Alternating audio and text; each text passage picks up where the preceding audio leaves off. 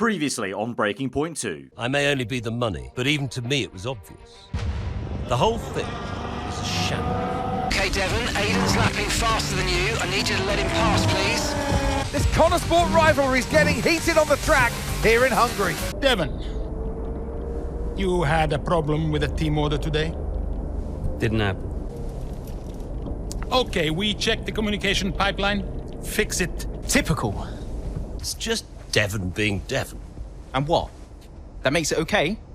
He's an arrogant... No, you're right to call him out. You know the best way to keep Devon in his place?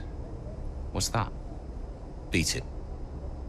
And beat him, we shall try and do our best at that. Don't have to tell me twice to try and beat Devon Butler. But we are now here on the full F1 23 game to continue our playthrough of Breaking Point 2. Appreciate the response, guys, on the first 3 episodes in the preview build. And now we can go full steam ahead with the rest of this playthrough on the channel. We've got some questions here for Andreo. We've got sold out merchandise, so we can either increase production of the merchandise, making the team successful, helps every part of the business, or we can make do with the fact we're selling them out. I reckon we should go for increased production. Why not? I mean, you know, it makes kind of sense, you know. If they're selling out that much, then clearly there's the demand for that.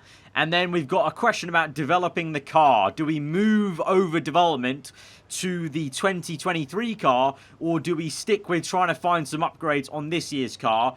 Personally, I would move it to the 23 car. We've seen so far in the first 3 parts that the 22 car isn't that great, so why try and bury development into it rather than try and, you know, move it to next year? We could go with the answer for both, but I've not unlocked that answer because you need to be level 3 on the, well, I think performance or whatever that is on the level. So we'll go to the 23 car and move over development there. So what about Callie Mayer? Was she on your radar at this point? Of course. She was making big waves in F2. And Ackerman would not shut up about her.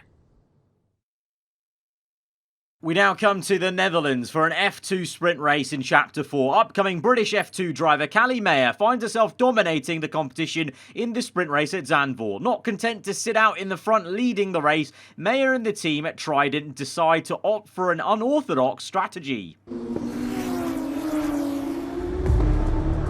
Here's our race leader, Callie Mayer. She has been blisteringly fast around Zandvoort here today.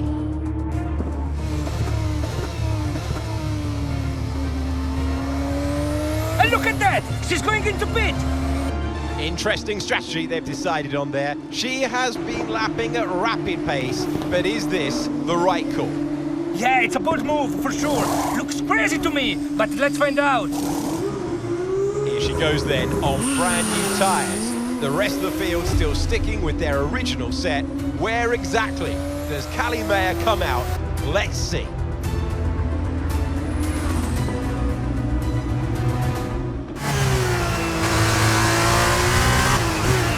Okay, Callie, let's go. We're going to leave it to you. You know what to do. Come on. Copy that. I'm on it. Okay, so for the first time in this story mode, we are racing and playing as Callie Mayer. We know Devon Butler's sister, but that's going to come into play later on. Right now, we're just going through her progression through F2 in the middle of the season, going for a very unorthodox strategy. I must say, it's a very YouTuber strategy, this is. Going for an extra pit stop because we're so quick and we know we have the pace to re-overtake everyone. So we've pit for another time in the sprint race, something you'd not normally do, but if you're Charles Leclerc or Callie Mayer, clearly a way to go, as Leclerc's done this before at Bahrain in sensational fashion to still take the victory, and we're going to try and do just that with Callie Mayer as we go round the outside of Nissani. Very, very smooth move on the outside, all about momentum in the Formula 2 cars. But yeah, this is our first inkling then into the, you know, third character of Callie Mayer in the story mode, and we heard the name of Casper Ackerman pop up there by Andreo. I really hope we get to see him pop up properly in the story mode, not just by mention, because yeah, I think we all kind of grew to Ackerman in the first story mode in back on F1 2021, as we now make a move on Daruvala on the outside. Easy does it the long way around as we're setting purples and setting the track alight as we catch the guys on hard tyres. We're on the soft, so 2 steps softer compound this is. So we should be flying through, and we are going to do just that on Fittipaldi. He's going to give us just about enough room to go through on the inside as we're on lap 10. We're up to P8, so we've still got 7 overtakes to make in 5 laps. Thankfully, a couple of them are bunched up together, so we should be able to make a couple in a lap or two, I would say, as we go on to another lap, and it's going to be another pretty decent lap time, enough to get us another fast lap of the Grand Prix. Green second sector, though. That's just because the overtaking, basically. But now we're catching up to Pourchaire, first and foremost, in P7. And then, well, the lead goal is Armstrong up in P1 there. So he's in total about 8 seconds down the road. So that's so don't think of about 7 positions in 4 laps. It's more like 8 seconds in 4 laps. But with the difference of pace we've got on the soft compound versus the hards, we are flying through these guys. Then comes Owasa, who is obviously, if you guys watched my earlier video today, our brand new teammate in F1 23 My Team career mode. But we're going to embarrass him a little bit and go down the inside for a very late move. He gets out of the way as we use all the curb to make the move on the inside. And now going on to lap 12 and looking to make a pounce on Logan Sargent. I think we can probably make a dive on the inside at turn 1. Let's go for it. Very late on the brakes. Ease it in. Sargent goes a little wide, and we're going to squeeze him out by getting the elbow out there for good measure, just to finish off and book in this P5. But we still have 4 more places to go. Yellow flags ahead might help us out, though. Is there going to be a car out ahead of us? Is that someone racing? It is. It's Armstrong. The race leader is out of the race. Armstrong was leading. He's out. It's now Liam Lawson that leads the way. To be honest, Lawson's maybe a tougher opponent to try and overtake for the race lead compared to Armstrong. But either way, we've got to get past all 3 of these guys. We've got Hager next up, then Novalak in second place, and then Lawson is just down the road. But can we make the pass on these 2 in this last sector with DRS open? We're going to have to try and line up this move now, otherwise we're going to get held up too much. Tiny bit of contact as we misjudged pulling out on the inside there, but we're up into P3 now. I reckon we can get Novalak onto this next straight into turn 1, and then Lawson will be there for the taking on the very next lap. So we're going to leave it to the second last lap of the Grand Prix. So not completely very, very late, but still cutting it fine, really, to go from where we were up to first place and get this story objective of getting up to first place with Mayer. And Novalak puts up a bit of a fight into turn 1, a little bit of tyre banging, but all good into P2. And now we set our sights on Lawson to complete this mission, this objective of getting back to P1 and emulating Charles Leclerc from Bahrain here now with Callie Mayer at Zandvoort, gaining on the Carling car. Lawson, little bit defensive there, and he's actually done very well to chop it through on the outside, but we're going to switch it basically from left to right and get the move done on the inside. Kind of almost dummied him because he did move very aggressively to the outside there, and we just switched it to the inside, caught him napping a little bit, smooth as you like, and we're up into P1. And now, of course, on the soft compounder tyre, we can just look off into the distance, drive off into the distance, and come through onto the last lap of the Grand Prix to win this F2 sprint at Zandvoort with Callie Mayer having done an extra pit stop. Not too shabby. Callie Mayer, take a bow. What a masterclass to finish first here in the Netherlands. It was such an unlikely strategy from Mayer, but she and the team have made a success of it. What a race, what a performance, what a genuine joy to watch. Our drivers are making their way out for the podium celebrations, and it's going to be Trident picking up the winner's trophy. Congratulations to the entire team for coming out on top in that amazing race. Post-race, Mayer manages to win in a convincing fashion after an unconventional pit stop. Each race win shows why Mayer is such a promising young driver in Formula 2. Callie, what do you put your success down to this season? Oh, I'd say probably my speed. In what way? I find lapping faster than everyone else really, really helps. Casper. No. Seriously though, I have a great team around me, and this guy, more than anyone else, has been pretty useful to have around. Casper, what are you shy? Come up here. Yes, okay. And Callie says you've been a factor this season, Casper. I'm not the one driving. Didn't agree with my tyre strategy though. This one has no respect for her elders. But can you give us more detail as to the exact role that you're playing? None whatsoever. It's all about her.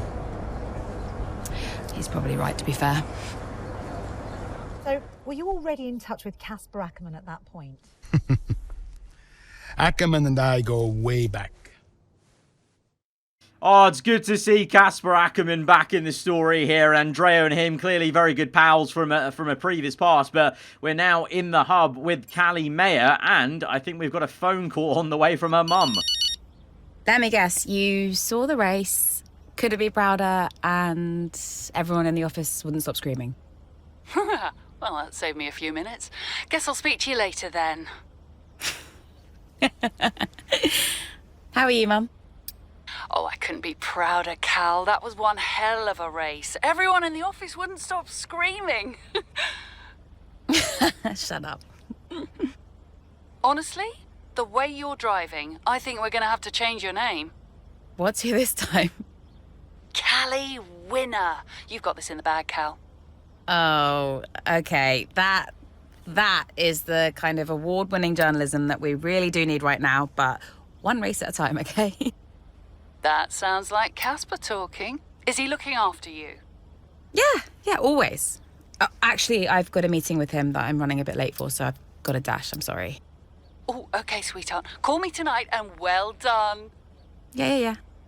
So we know Callie Mayer is Devon's sister, so I'm guessing that their parents, Davidoff and Evelyn there, I'm guessing they broke up, a divorce maybe messy enough where, well, clearly Mayer's not even got the Butler surname, so she's broken off her family name there, so clearly something's gone on in the background, which is going to be pretty juicy when eventually Callie and Devon cross paths, because we know that's going to happen at some point in this story. But right now, just going through the emails, and Casper, well, he's a bit camera shy. I mean, he was always a bit of a Kimi Räikkönen character in Breaking Point 1, so not surprised at the fact he doesn't want to be in front of the camera, and the focus is all on Callie as his kind of mentor, let's say. And then the tyre strategy, well, unorthodox, it still worked pretty damn well, as it did, like I said, for Leclerc back in Bahrain, worked for us this time. And then we've got just some ask about our availability for an interview, as we are probably one of the hottest prospects in F2 right now this season, as I assume Callie's in the contention for the championship,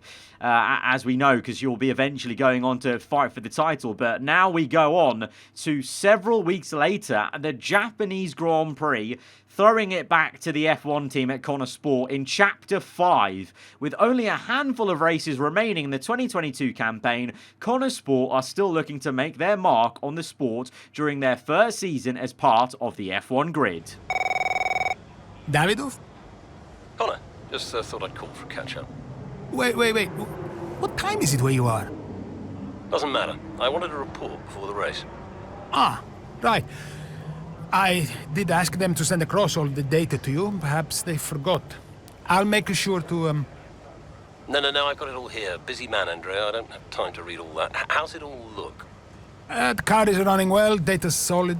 Whole team seems confident, and based on the forecasts, we're sticking to the original tire strategy as we discussed.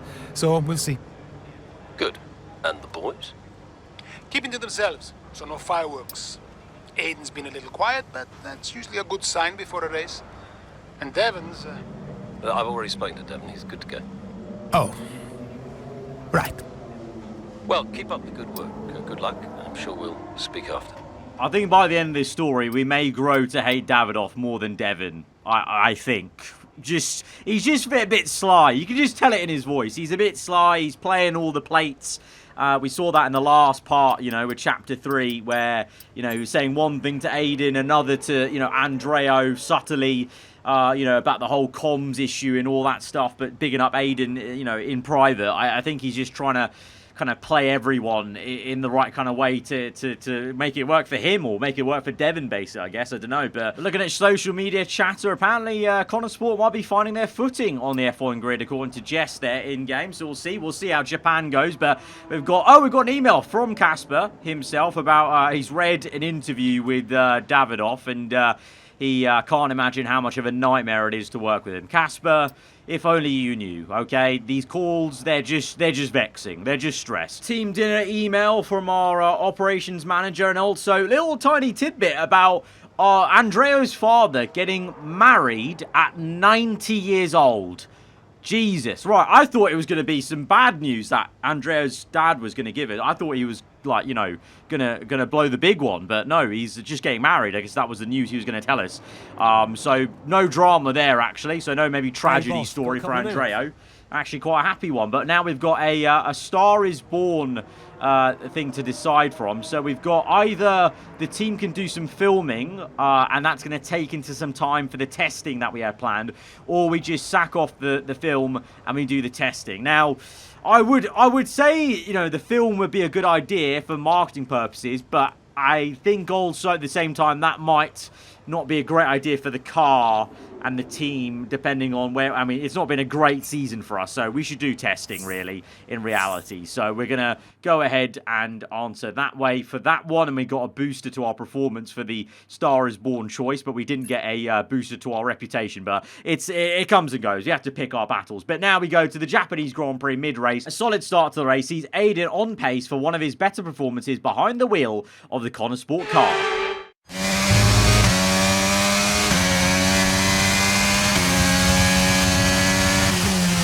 Okay, mate, I need you to push before the pit window opens. Push, push. On it. Okay, we've jumped in the middle of the Japanese Grand Prix. We're going well, but we've got to now try and overtake Bottas before lap 8. Our engineer spurring us on. We've got a couple of cars in between ourselves and Bottas to go. P11 to P8, about 2.5 seconds. Bottas on the soft compounder tyre. We're on the mediums, so we'll see what the pace is like on the mediums. And then we've got a bonus of finishing above Butler, which we absolutely have to try and do. As we skip past Sonoda at the spoon curves with ease. He's on the hard compounder tyre, to be fair. Now maybe comes a challenge with Sainz on the mediums. Bit of battling going on as Latifi struggles to get out of the way of Sainz and holds him up, and Bottas as well. So Latifi gets out of our way, so it's almost like the GOAT was helping us out there as we now close up to Sainz, who's being held a little bit by the Alfa Romeo. So can we get Sainz unawares, catch him napping a little bit to the next right hand? They're going to go for the dive. Easy does it over the curb, up into P9, and now Bottas is in sight, and we should be able to make a move to the inside for the next hairpin, in the banked hairpin to the inside. Bottas locks up, and that's going to allow us to smoothly go up to P8.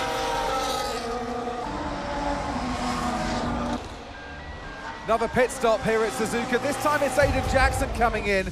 He's been making steady progress today, and Connor Sport need him to. They desperately need some results, and they could do without this. And look, there's chaos in that garage. Absolutely, only 3 wheels on the car at the moment, Crofty. Aiden Jackson looks on in despair. Here comes that spare wheel now. That's a long, long time to wait, just sat in the cockpit. What is going on down at Connor Sport?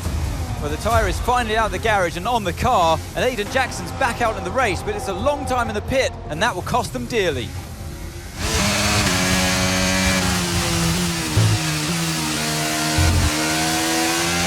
What was that? How many places did I lose? Okay, try not to worry about that, Aiden. Just focus on the race, get your head down, and let's put it back. I'm sick of this! What a disaster. That is a calamity that Ferrari would be proud of, I must say, in the pit lane. So, very slow stop. We're down to P13. P13. And we've got to try and, well, the bonus is beating Devin Butler, but also the main objective is just finishing in 8th place at least. So, I don't know where Butler is in comparison. I hope he's somewhere near 8th place, otherwise that may be a difficulty. We are on the soft compounder tyre though, so we make easy work of Lando Norris on the hards, and we're driving with a bit of anger and red in the cockpit following that pit stop incident. We should be able to get Gasly at the hairpin, I hope, and then we've got a bit of clean air as Gasly goes over the curb, and we caught up to him a little bit too quickly there. Wasn't ready for that, and so thankfully no damage. We do have actually sim damage on in this story mode, so I'm quite surprised there wasn't actually a bit of damage to the front wing there, so he got off a little bit lucky as we now regain to re-overtake Sonoda. He's in P10 trying to hold on for points in his home Grand Prix. Sorry Yuki, we're going to fly past him into the points paying positions again. But then there they are, Sainz and Bottas once again there for the taking, and this time it's going to be a bit of a different situation because we need to get past them and then move on up, because Butler is up there in P7, I can see on the minimap, as we make quick work of Carlos Sainz, and then we're going to dive down the inside of Bottas, and it's deja vu for him as he gets overtaken at the same hairpin. But I probably could have done that move later on, but I was so desperate to get past down the inside because I wanted to get into this clean air to chase after Devon, as now we've caught up to our teammate on lap 10. 3 laps to go, looking to overtake Butler, not making a rash move in the spoon curves. Instead, we're going to try and get this done at 130R. Plenty of ERS battery usage as we pull alongside, and he's actually got the legs on us there on the medium tyres, but we're going to commit to the inside of 130R. Devon's still there in the mirrors. We cut to the inside to defend. Little lock up from us. We go wide, and that's going to help us defend against Butler. And now it's kind of a free game. We've completed our objective. We've also done the bonus. It's now just about how high we can climb in this race. So we'll go on and chase after Esteban Ocon. He's on the hard tyres in P6, and he's going to be a bit of an easy target on the hards. I suspect he's been on them for a while. As now, oh, yellow flag's behind. What happened to... Oh, I think Ocon span. Let's look at a replay there.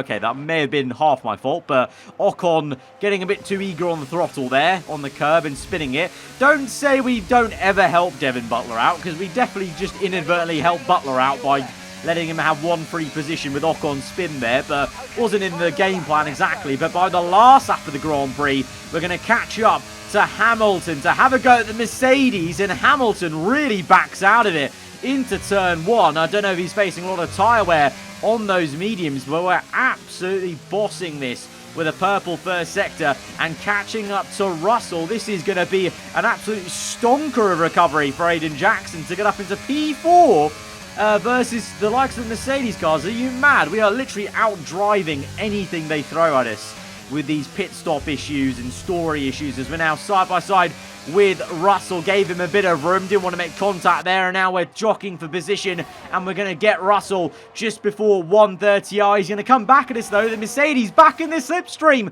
The Mercedes comes back at us, but we're going to re-overtake through into the entry for 130R. Surprise, surprise, Max Verstappen wins the Japanese Grand Prix. And of course, if this is matching real life, he's going to become a 2-time F1 World Champion. But we've recovered very well indeed to get up into P4 after that pit stop blunder. And I want to point out, this is on the hardest difficulty on hard settings, so they maybe need to tweak this a little bit, but we've done very well. Well, it's still too close to call at the top of the table. Meanwhile, at the other end, Ant, you can really understand Aiden Jackson's frustrations. Yeah, they've had car problems all season long, Crofty. They've had a bad mix-up in the garage today. Connor Sport won't be proud of that one. And Connor Sport won't be proud of that. It's the longest pit stop we've had this season. Not the sort of record any team wants to set. And now to round it off, we've got an interview with Pinkham. Well, Aiden, I'm sure you already know what I'm going to ask. That pit stop looked like a nightmare. So what on earth happened today? We need to play this right. I think we're going to go with every race has its hiccups. That's a good answer. Doesn't put full blame on anyone or the team. Kind of playing the PR line there with every race has things go wrong. Yeah, well, we all know that every race has a hiccup, so you could just never tell when it's going to happen. You just got to be ready and roll with the punches. I guess on the plus side, a mess up like that means that this mistake will never happen again. Well, there is a lot of talk on social media about whether Devon is actually getting preferential treatment by the team. So do you think, is there any truth to that, or is it an unfair assumption? Oh, I'm going to have to go, but no comment. Big PR answer. No comment. I couldn't possibly comment about that. I'll let everyone draw their own conclusions. Well, Aiden, the list seems to get longer. Car reliability, you and Devon bumping wheels, and now issues in the pit lane. Huge mounting problems at Connor Sport. Has there been any talk at all about what the team might do next season, considering that you and Devon just don't seem to get along? Right, well, Davidoff talked to us about those rumours, but he also told us just to drive the car. So I think in the pursuit of playing the PR line, maybe we'll just go, it's all about Connor Sport right now. Let's not kind of talk into speculation, let's say. Yeah, I've been thinking about next season. But who knows what the future will bring. At the moment, it's all about Connor Sport and bringing in as many points as I can. And finally, I've got to ask you about this. It has been reported that Mercedes have agreed a deal for George Russell to play a small part in the latest Throttle Zone movie. This was a bit of a left field question. I didn't understand where this came from about asking about George Russell. I mean, I don't know. What's our affiliation to George Russell? Are Aiden and George mates in this alternate virtual world of Breaking Point? I have no idea. We're going to say he's got a lot of other outside talents. I've always thought George would make a great actor, actually. I mean, he's got his own suit. He's ready for the red carpet. He's got a lot to offer outside of the F1 world. So, yeah, I'm pleased that he's finally getting the chance to show us all what he's got. That's great, thank you. I think that was honestly just a way of poking fun at George Russell, to be honest, in the way he kind of poses for Instagram shots, etc. maybe. But here we are then, the Japanese Grand Prix post-race here in Chapter 5. An untimely pit stop error costs Aiden valuable time at the Japanese Grand Prix, which only serves to stoke his frustrations with the team at Connor Sport. Talk to me. About what? You saw the race, right? What is there to say? Thought you could do with blowing off a little steam. What is even the point in wasting any more energy? If it's not the car, it's the team. If it's not the team, it's the car. No one seems to care how much effort I'm putting into all of this. Which is why you need to double down. Listen, I promised I wouldn't say anything, but the top 3 are talking, Aiden. What?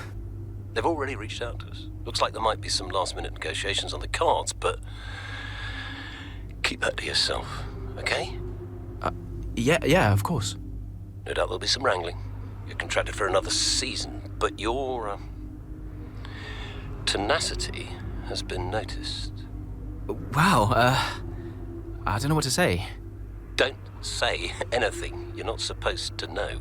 I hate to admit it, but Connor Sport can't keep up with you, Aiden. Just do me a favor, would you? Yeah, sure. What is it? I need you to push as hard as you can to get as much out of you before I lose you to a better team. Can you do that for me? Of course. No problem.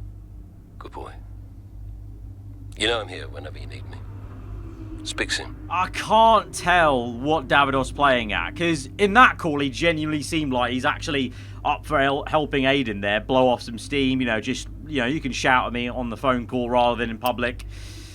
I don't know. Maybe he does genuinely care about the team or Aiden, maybe, or maybe it's really about Devon, and inadvertently, if the team does better, then Devon does better. I don't know.